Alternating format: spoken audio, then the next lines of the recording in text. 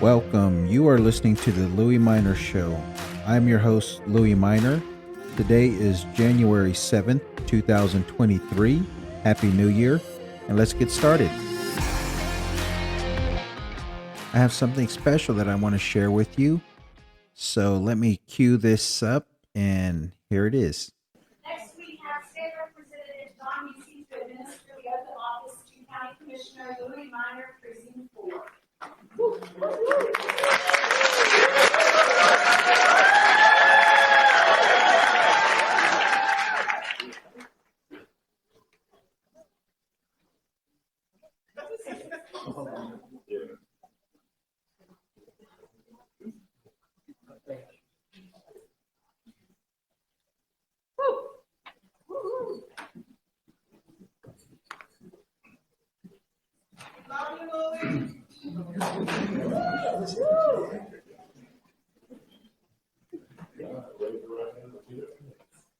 I state your name, I, Louie Minor, do solemnly swear or affirm do solemnly swear or affirm that I will faithfully execute the duties that I will faithfully execute the duties of the office of County Commissioner Precinct 4, of the office of County Commissioner Precinct 4, Bell County, State of Texas, Bell County, State of Texas, and will, to the best of my ability, and will, to the best of my ability, preserve, protect, and defend preserve, protect, and defend the Constitution and laws the Constitution and laws of the United States of the United States and of this state, and of this state, and furthermore solemnly swear and furthermore do solemnly swear that I will not be, that I will not be, directly or indirectly, interested in any contract interested in any contract with or claim against with or claim against the county, except such contracts or claims as are expressly authorized or claims that are expressly authorized by law, by law, and accept such warrants and accept such warrants as may issue to me as may issue to me as fees of office. as fees of office. So help me God. So help me God. Congratulations.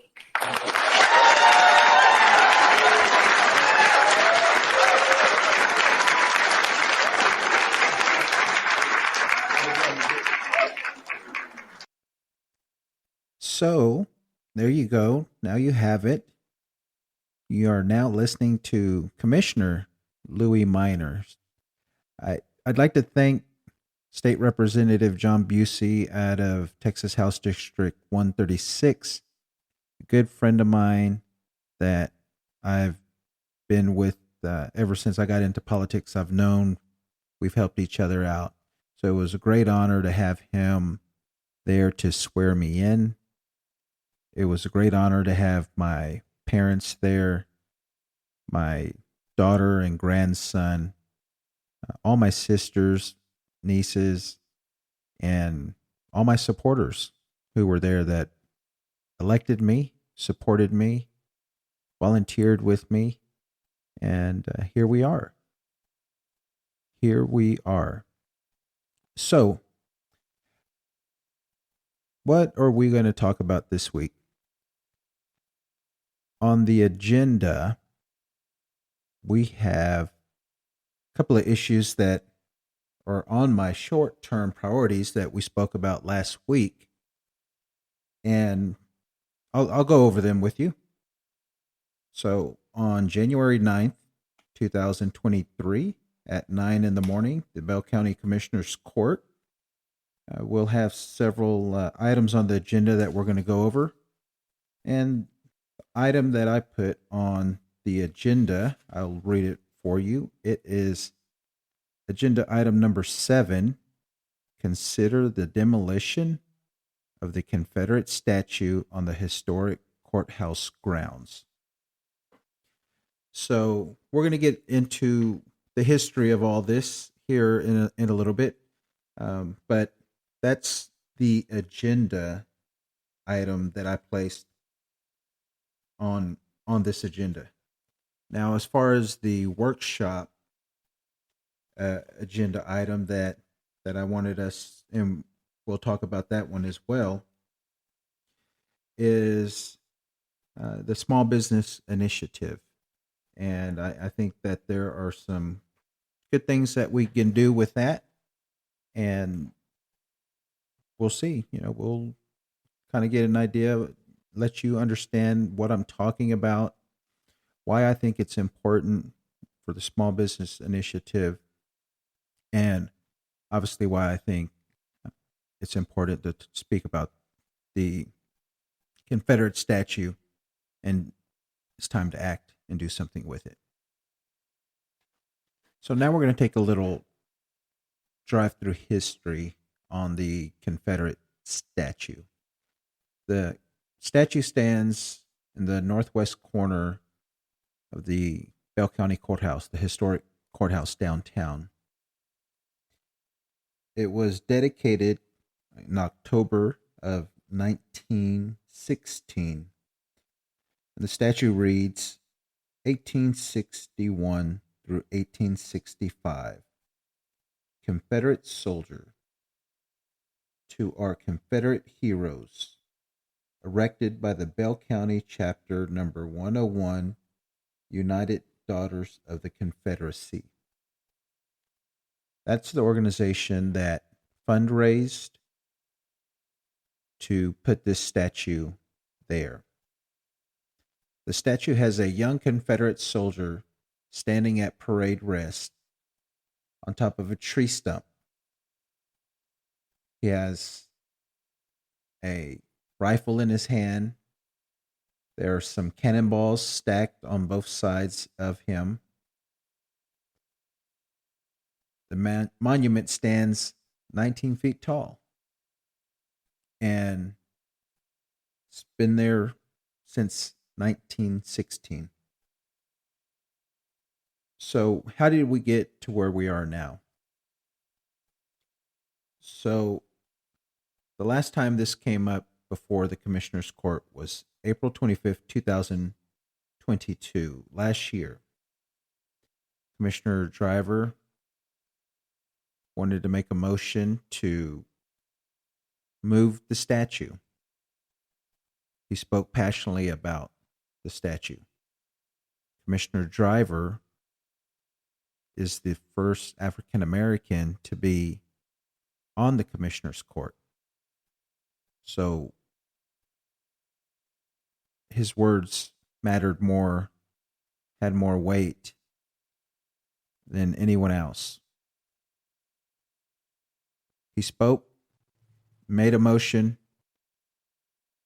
said that originally what they decided to allow the state house, the state legislature, the state senate to allow for Bell County to have a referendum, a general referendum vote on this issue. The state has to allow the county to do that. And it never got through. I don't know if it ever got picked up. They made that motion. Commissioner Schuman made that motion on September 14th, 2020, to leave the statute in place until the state allowed for a general referendum. That didn't happen in 2021. Now we are going into the 2023 state legislative session on January 10th, next week. And let me tell you what our state representatives that represent Bell County filed. Between both of them, we have two state representatives, State Representative Hugh Shine and State Representative Brad Buckley. And they both, between both of them, only filed 4 bills. Now, I don't know how these bills coincide with the county's legislative priorities or any of the city's legislative priorities. I can only speak for Killeen because I'm a Killeen resident. Precinct 4 is Killeen. But I'm pretty sure the legislative priorities, I don't think this is it. Brad Buckley filed HB 824 relating to authorizing certain political subdivisions to change the date on which their general election for other officers is held. That's what he filed. Hugh Shine filed HB 398 relating to an exemption for ad valorem taxation of property taxes by an economic development corporation and used for a public purpose. HB 419 relating to an exemption from ad valorem taxation by a taxing unit other than a school district of a portion of the appraised value of a resident's homestead based on the average appraised value in the preceding tax year of all qualified resident homesteads located in the same county. HJR 23, proposing a constitutional amendment authorizing the legislature to provide for an exemption from ad valorem taxation by a political subdivision other than a school district of a portion of the assessed value of a resident homestead based on the average assessed value in the preceding tax year of all qualified resident homesteads that are located in the same county as the homestead. I don't know about you, but between all four of those bills, I didn't hear anything about calling for a general referendum in Bell County for the voters to vote on removing the statue. So now that's going to put us at, let's see, 5 years. If the state representatives don't do anything, try to put it in as an amendment somewhere down the line, maybe. But this isn't what I'm seeing right now. So if we do not act on Monday, or at least start a process to act, it may be 2025 before we get another opportunity to make this happen in Bell County. At least on the state side. At least for getting it as a general referendum. So that's where we're at with that. A little bit more on the history. So like I said, the last time this was voted on was April 25th, 2022. A motion was made by Commissioner Driver. It failed. Then they voted on it September 14th, 2020. It failed. This is when they made the decision to let this go to the general referendum. But there were calls in the county from 2017, September 16th, 2017. Residents were petitioning the Commissioner's Court to move the Confederate statue from its current location. And guess what?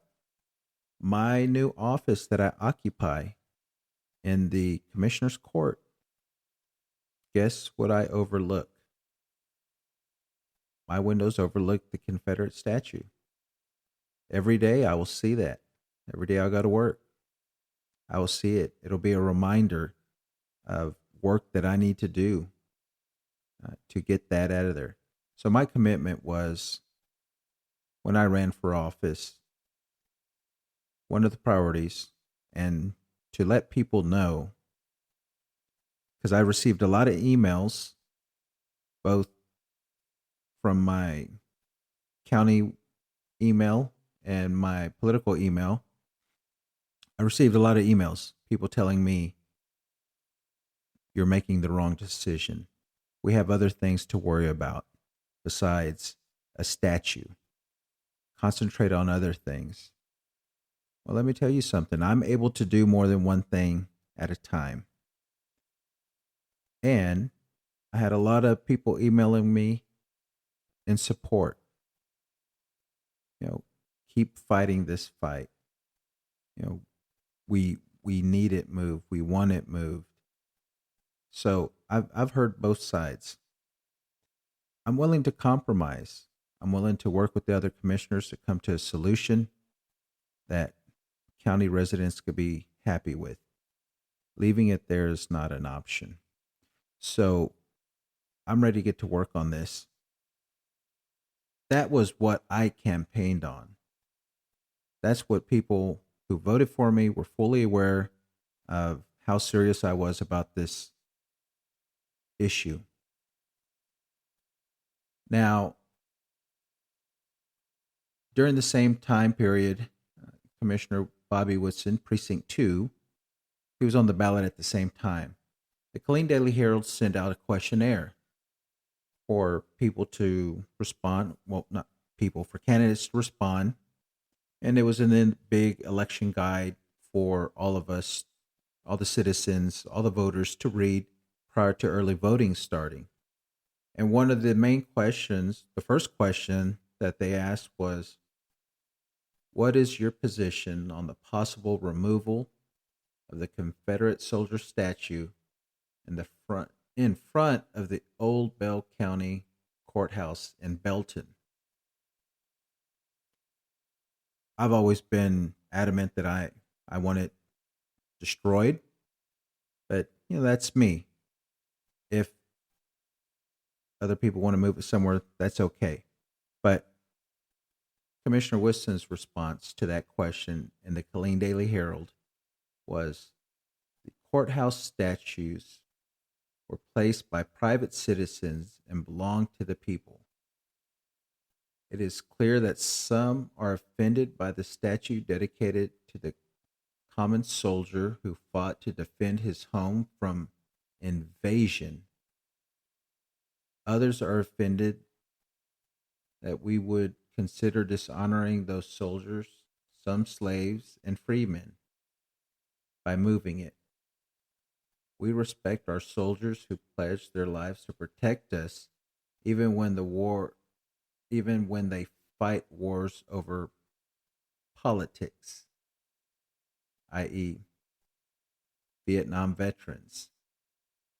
I'm willing to consider moving any of the courthouse statues if preserved locally for their historic value and funded privately.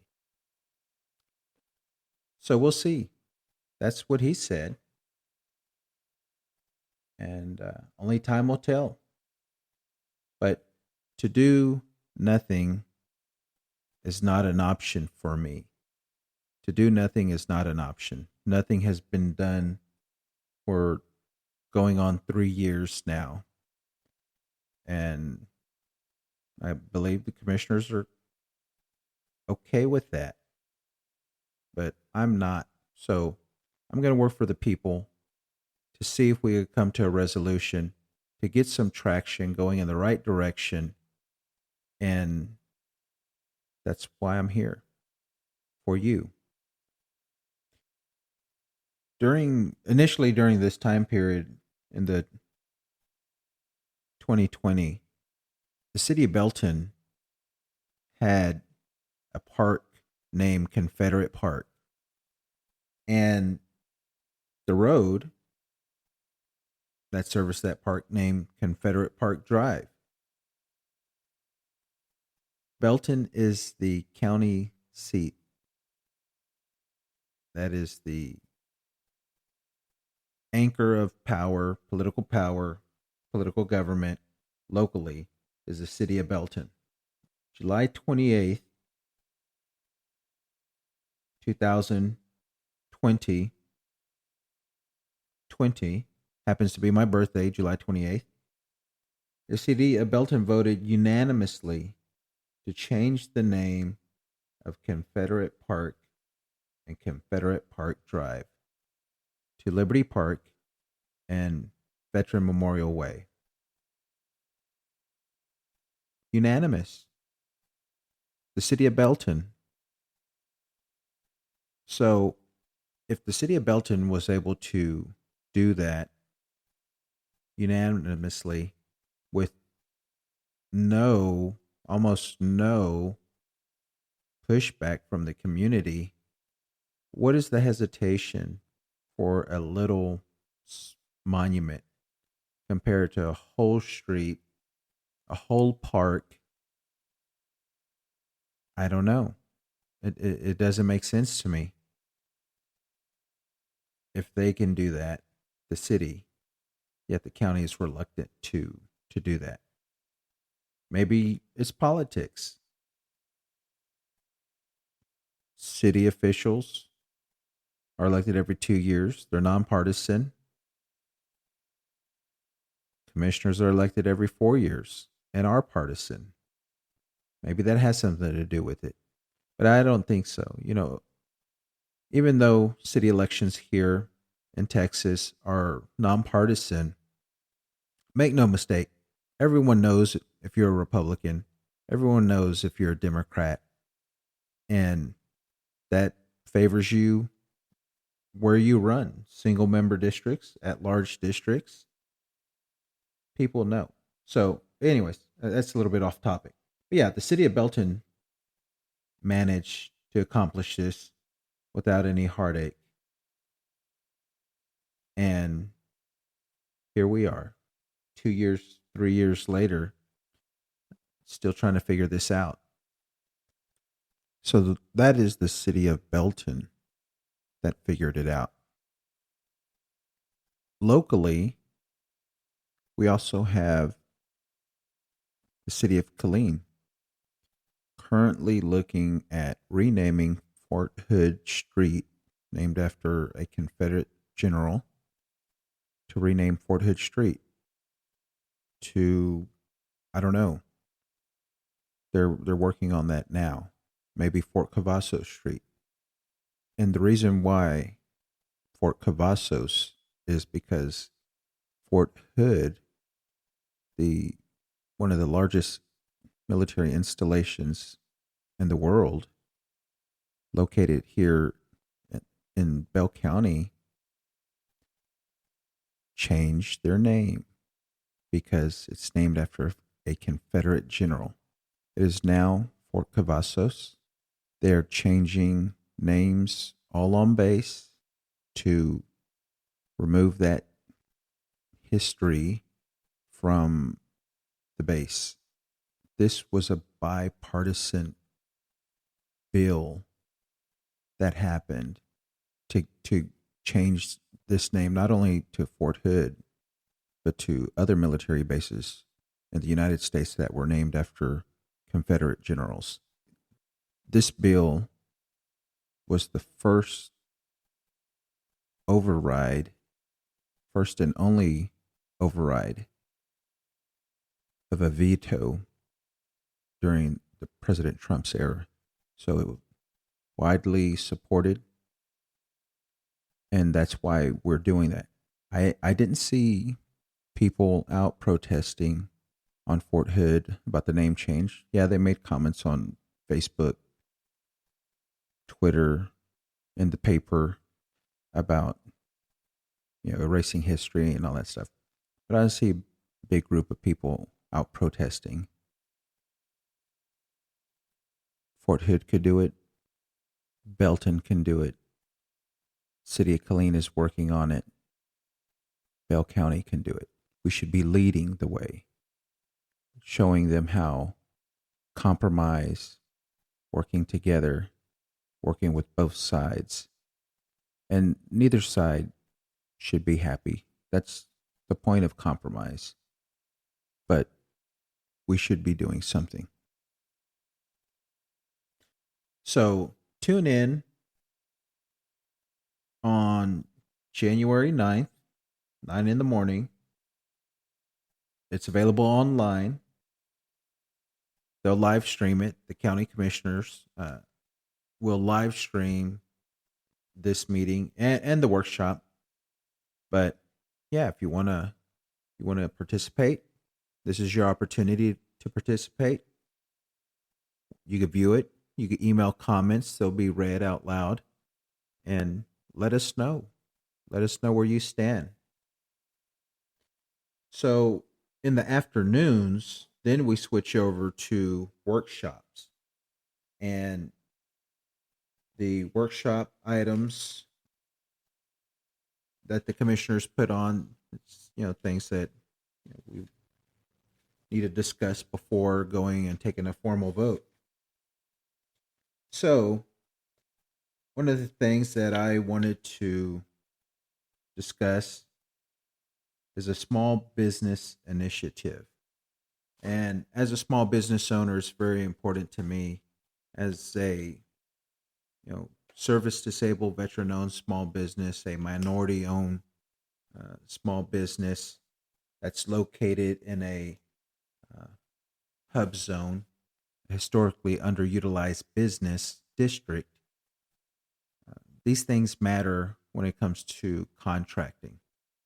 So, what I'm noticing, what I've observed, at least so far in the county purchasing, and you can see it. Look at the agenda items when the county purchases goods or services. A vast majority of things that the county will purchase is through what's called the buy board. It's a cooperative,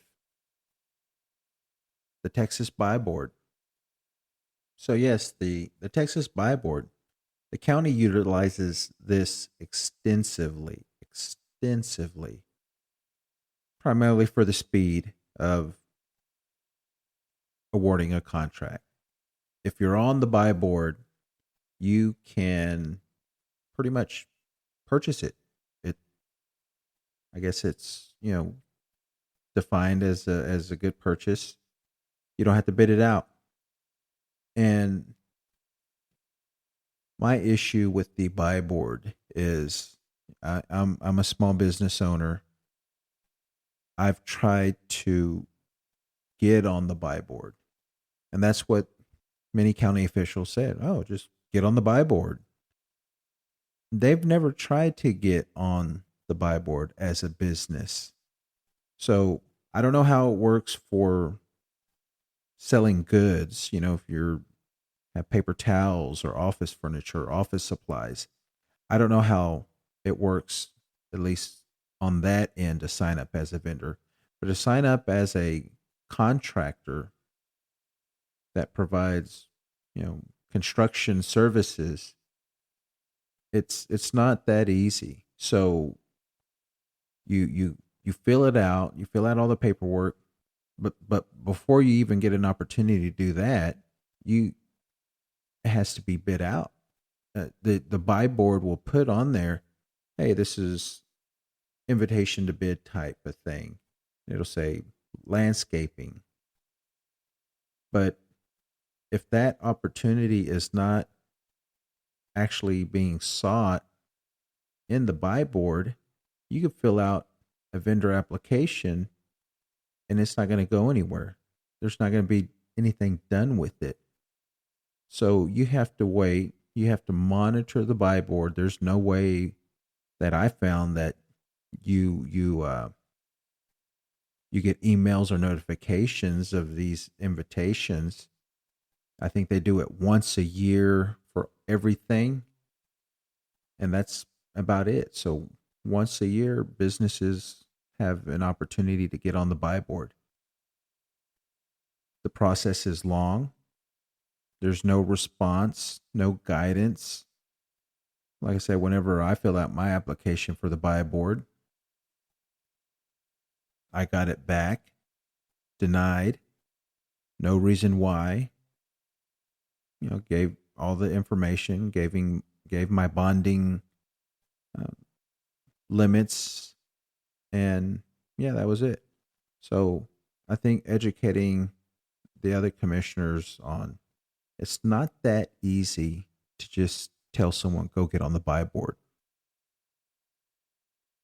There's maybe the buy board needs to come, but and explain it to us. But anyways, so what I want to do is in opportunities where we are giving either tax abatements or purchasing goods and services outside of the buy board, or maybe even kind of scale back some of the buy board purchasing and allow the bidding process locally and go out, solicit. This is kind of what I have in my head, what I think will work. Go out, have vendor registration drives for the county. Go to Killeen, go to Temple, go to Belton, go to Salado, Rogers, and invite businesses to come and register. They pay taxes, sales taxes, they pay property taxes. So give them an opportunity to engage in the purchasing program with the county. At least make an effort, try. That's what I want to see. But on these large contracts, on these large tax abatements, setting goals, a percentage of a hub plan, a historically underutilized business plan. The state does this. The federal government does this. Large cities do this. A lot of counties do it as well. But actively seeking these businesses that tend to get overlooked because, obviously they're not big enough. They don't have the bonding requirements, the purchasing requirements to be the prime contractor, but they're very capable of being a subcontractor. And that's the progression in the business, is that you work as a subcontractor for a prime, and the goal is obviously to become the prime contractor. But that takes time. And once you get your foot in the door, there's opportunities where in the purchasing world with government is that you don't have to bid things out if it's under a certain dollar amount. I think it varies between federal, state, and county and city.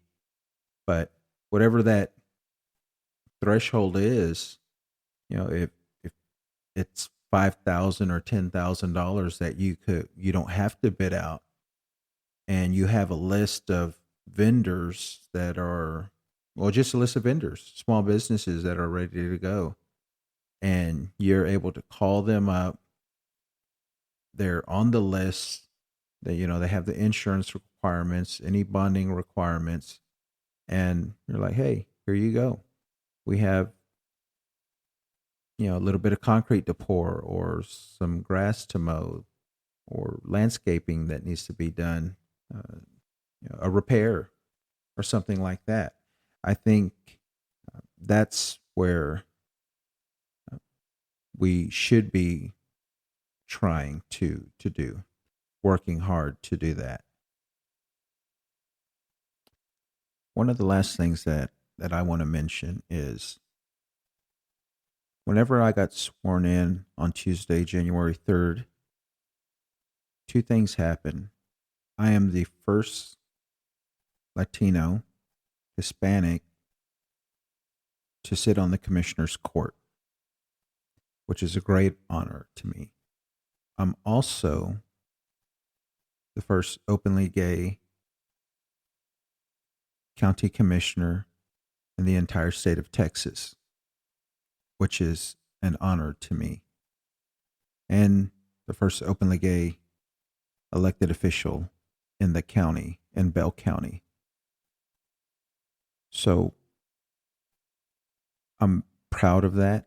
I'm proud to bring that diversity into the decision-making process, to let people know that, they can look at their government and see a familiar face, someone that looks like them looking back at them, and be proud of our progression.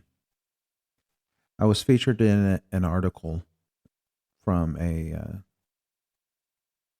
gay Houston publication. They wanted to do a story on me, and I want to share that with you real quick. Minor milestone. On January 3, Louie Minor was sworn in as Bell County's Precinct 4 Commissioner, the first openly gay county commissioner in the state of Texas. He is also the first Latino on the Bell County Commissioner's Court. Bell County, a predominantly white and Republican area of Central Texas, has voted for every Republican presidential candidate since Ronald Reagan. However, Bell County's largest city, Killeen, is a Democratic stronghold, and every elected official in Precinct 4, which includes Killeen, is a Democrat. Born to a large Mexican-American family in Belton, Texas, the Bell County seat, the 43-year-old Minor is an Iraq War veteran who later worked in the United States Department of Homeland Security's National Operations Center as an incident management officer. But when family and the political bug called, he returned to Bell County and started a general contracting company in Killeen with his daughter Alexandra. He earned his master's degree in public administration from Norwich University in 2013, and he majored in criminal justice during his undergraduate studies in Texas. I have been in politics for over 10 years and have run for various offices, Minor says. I have been a public servant for most of my adult life. I was a police officer, an army officer, and an incident management officer. The ability to affect change in your community and bring diversity in the decision-making process will only make for better decisions. Over the 10 years that I have run for office, this is probably the most troubling time. I feel that the LGBT community as a whole is under assault, and leaders at every level of government must stand for righteousness and equality. Minor faced vandalism at his campaign office back in September, but he attributes that incident to his Democratic Party affiliation as opposed to being gay. I believe running for office over the years took the novelty off of the fact that I'm openly gay, he said. The only time that it was mentioned in the press is when I received the Victory Fund endorsement. My strategy was always to support the underserved and underrepresented. As far as running as an openly gay candidate, being gay never came up during my race in public forums.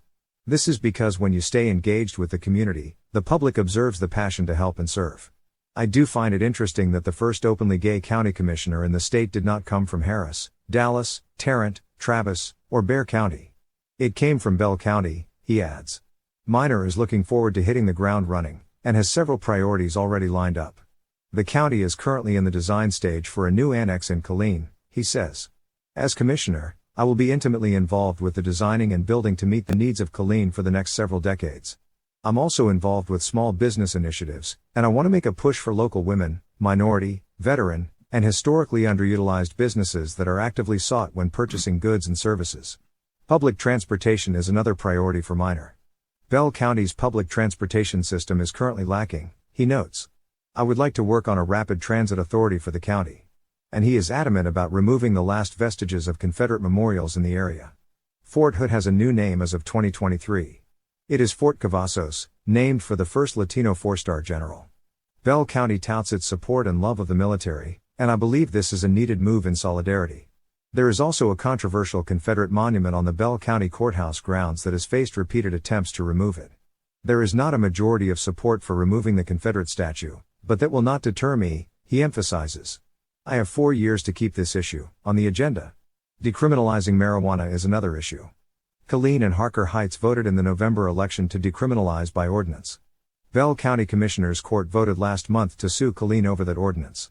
This will affect Austin, San Marcos, Denton, and Elgin, who, all, have voter-approved decriminalization ordinances.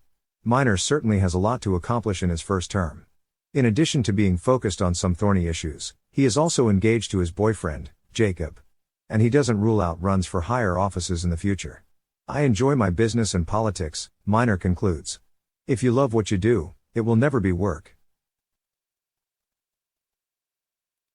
That was Outsmart Magazine from Houston, Texas, posted January 5th, 2023.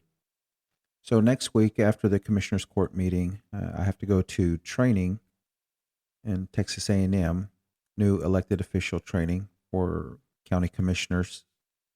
So I'll be on the road.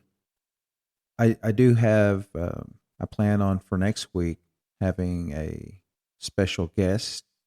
It'll be my first interview, and I'm excited to start doing that. This is my third podcast. We have over 51 downloads from the first two podcasts. I'm happy with that. And it'll keep growing. Share it, like it, tell your friends about it. And as we continue this journey together, I do want to thank my number one listener, my grandson, 4 years old, Teddy. He listens to me every night when he gets ready to go to bed because I guess this is good to help him go to sleep. So this one's for you, Teddy. As far as everything else, I will see you next week. Have a good day. We are out of here.